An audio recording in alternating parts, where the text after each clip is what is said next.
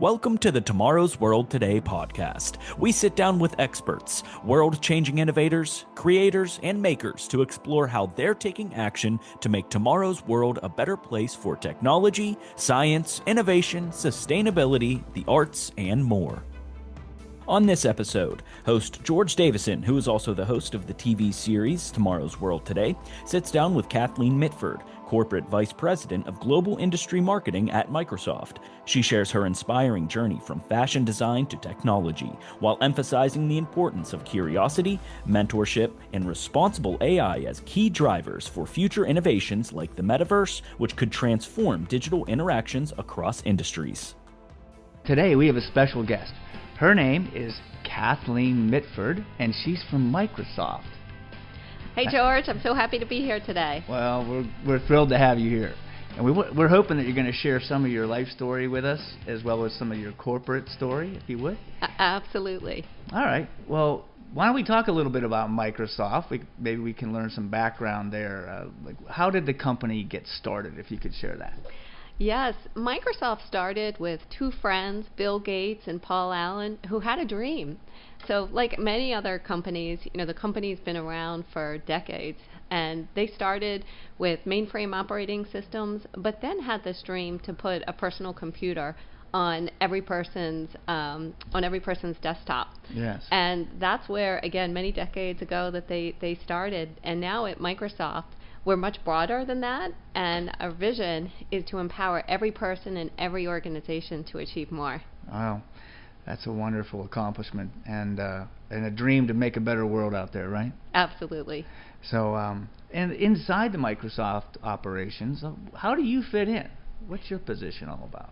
So at Microsoft, I'm Corporate Vice President of Azure Marketing. And what Azure is, that's our public cloud. So think about it. We used to store information in files, in our desktop at home or at our office at work, but now all that information is stored up in the cloud. So what my team do is we work with our great teammates across Microsoft on what is the long-term vision for Azure, what's our business strategy, what's our market strategy, and of course in the title, marketing, how do we tell that story to the world? That's sometimes a tough thing to do, isn't it? Well, taking something like technology that sometimes can be complicated and telling it in a very simple story that applies to a wide audience, that's really a talent in being able to simplify the complex. Right. I mean, it's when you get into the field of inventing something new, right? You identify a challenge, come up with ideas, try to come up with the invention, so to speak, and then if you can translate it into something simple, maybe it is adoptable by the general public, right? But telling that story to a general audience can be quite a challenge, and we've seen that in the past. Yes, and something that goes across many different industries. So think about the cloud. We use that in our personal life. We use that in business. So again, making that applicable to everyone. Yes, thank you. All right, how about some more background information, if we could? How did you get to the position that you're in today? You didn't always work at Microsoft. Can you take us back a little further? Yes, I actually have a very interesting career for somebody in technology. I actually started my career as a fashion designer in New York.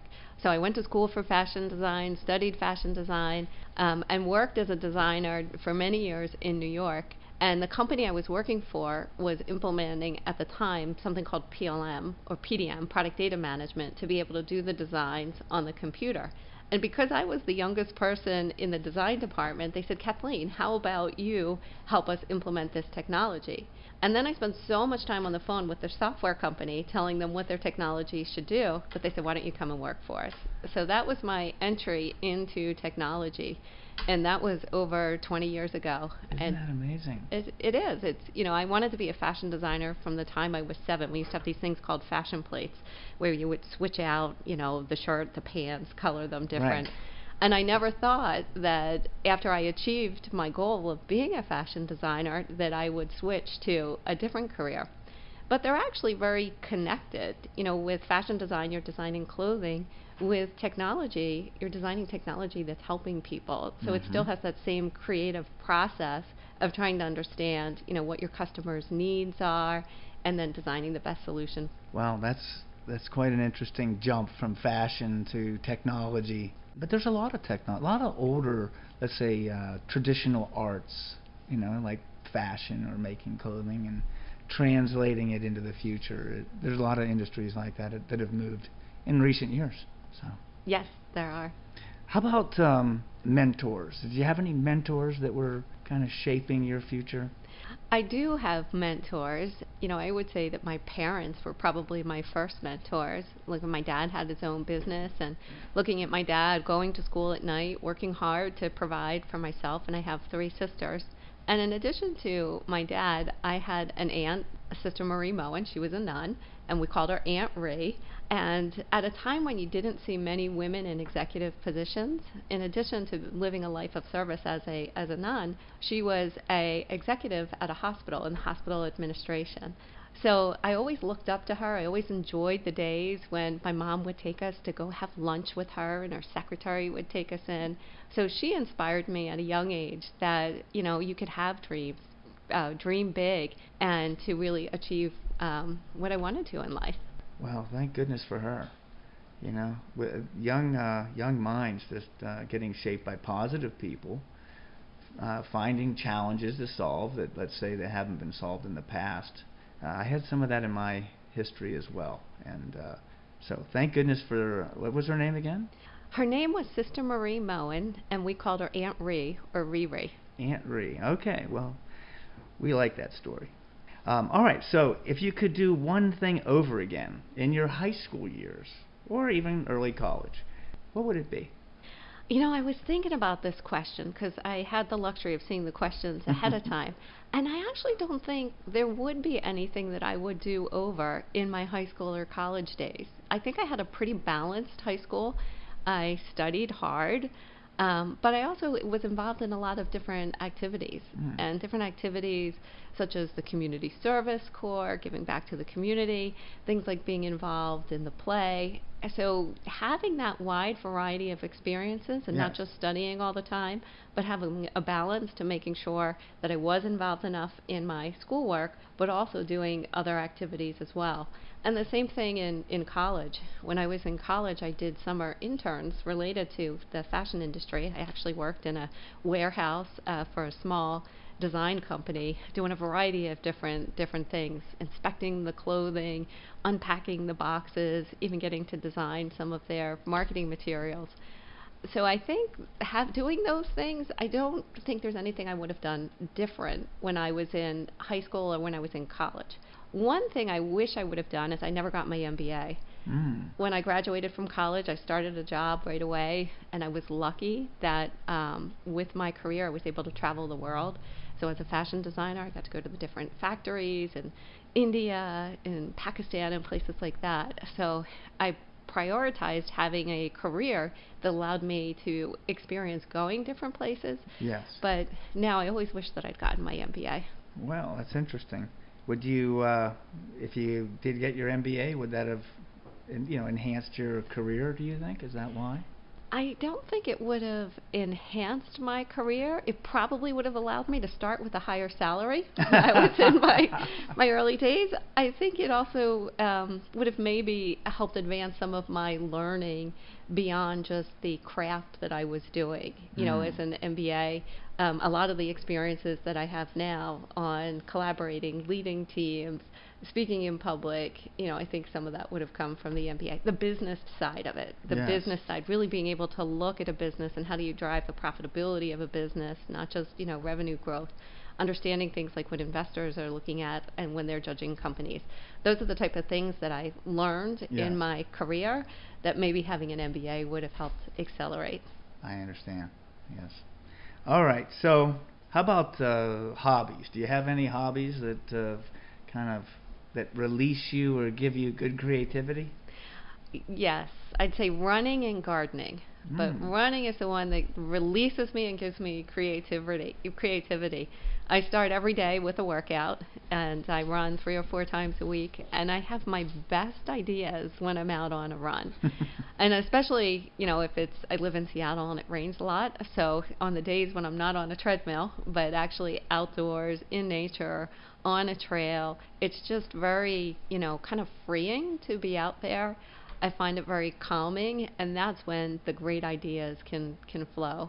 I also use that time to listen to a lot of Audible books. So if there's something that I'm trying to learn new on my runs, I'll use that time to listen to those books.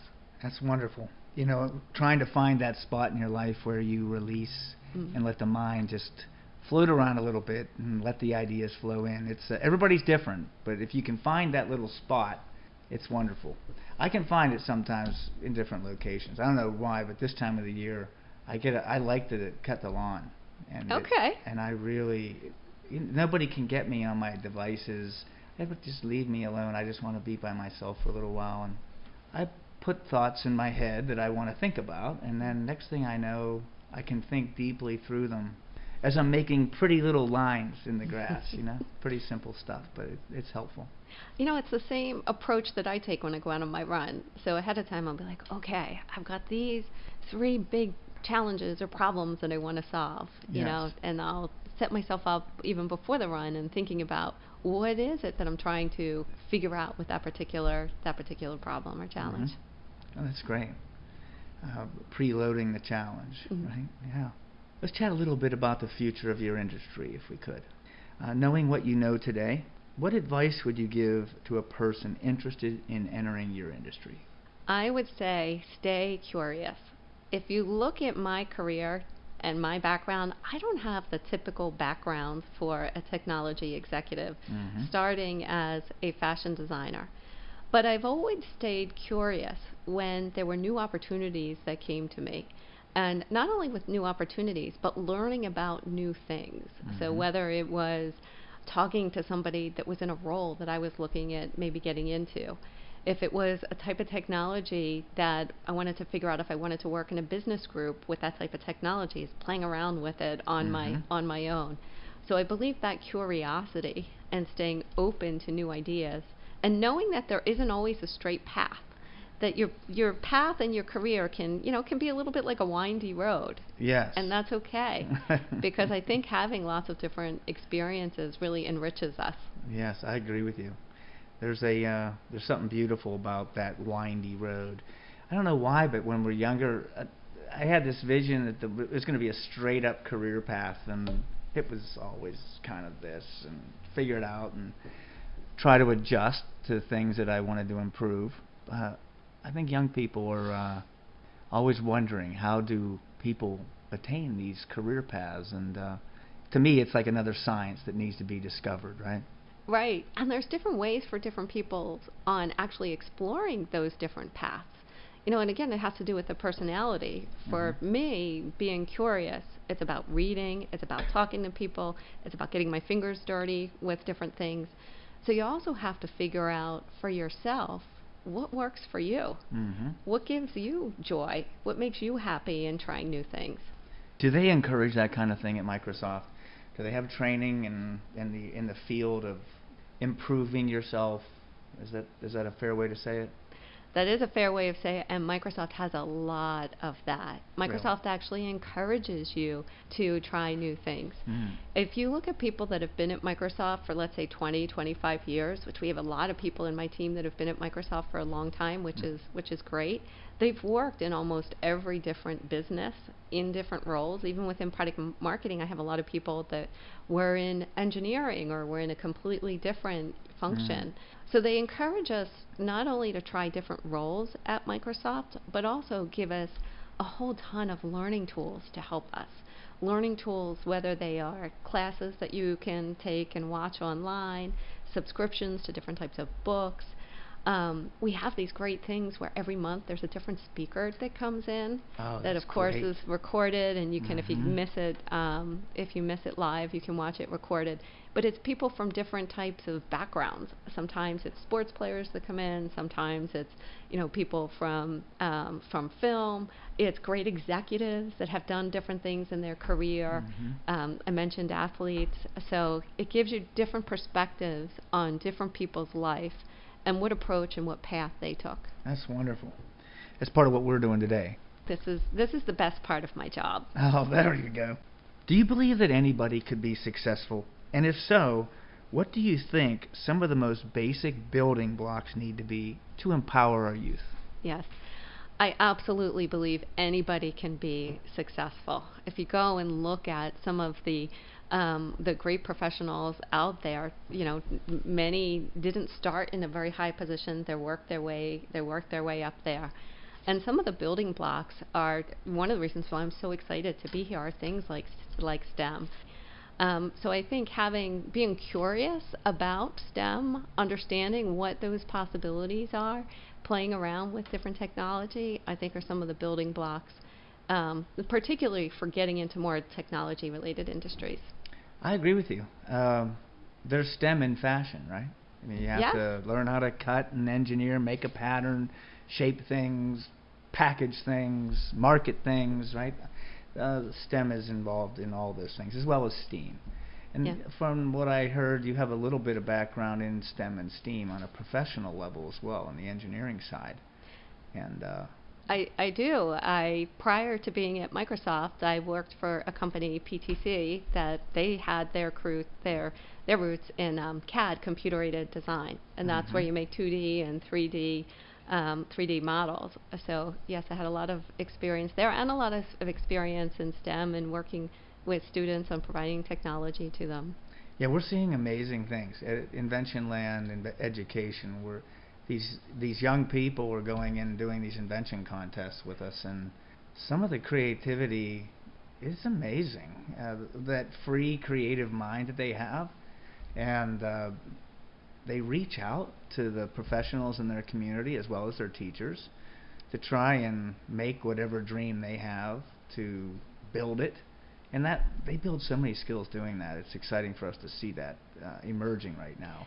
Yeah, not only the skills that they're building, but Mhm. also the ideas that children come up with and younger. Right. They're actually things that are very valuable that we often see a lot of those get actually implemented in industry. I'm excited. As they get older, they're going to solve some other big ones that we didn't see. Yes. They're gonna look at what we created and they're going to say, "Oh, I can make that better." Absolutely. And that's a good part of it. That's what we want them to do. Right.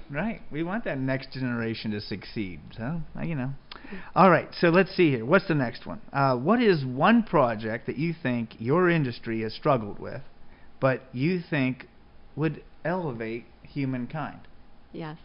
I think the industry, I think we can elevate humankind with AI, especially with responsible AI. And that's one of the things I really like about Microsoft, is Microsoft isn't just about technology, but how do we provide that technology in a responsible way, in a safe way, in an accessible way.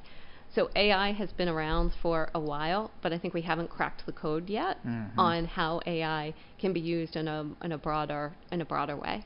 Well, I'm hoping so. And being a responsible steward of that area is very, very important.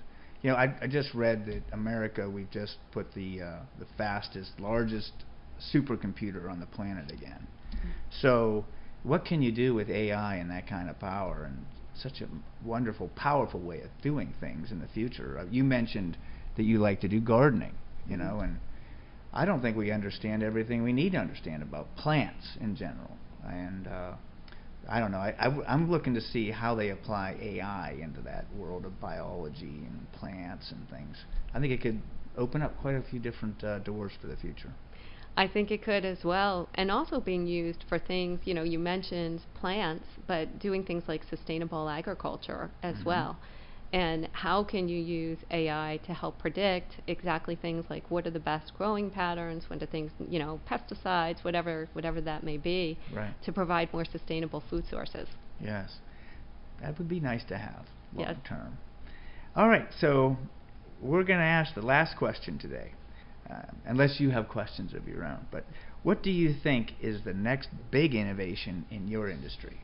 I think the next big innovation is the metaverse. We think about the metaverse today for doing things like gaming and playing games with a friend, but I think there are so many more possibilities with metaverse and what we can do, not just in things like gaming, but how we engage with each other, how we engage in a business and in a business environment. Could you explain to our audience what a metaverse is, so we want to make sure they all Yes. grasp that concept? Sure. If you think about a metaverse is a online, think about it as an online environment.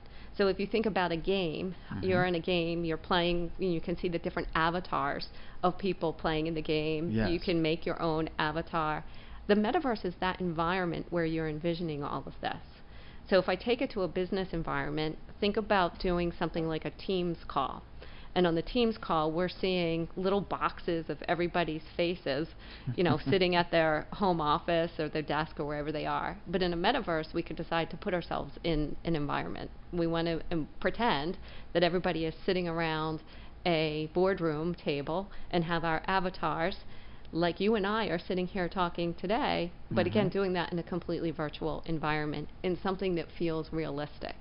So in that world, you could be at home in an environment that you're comfortable with.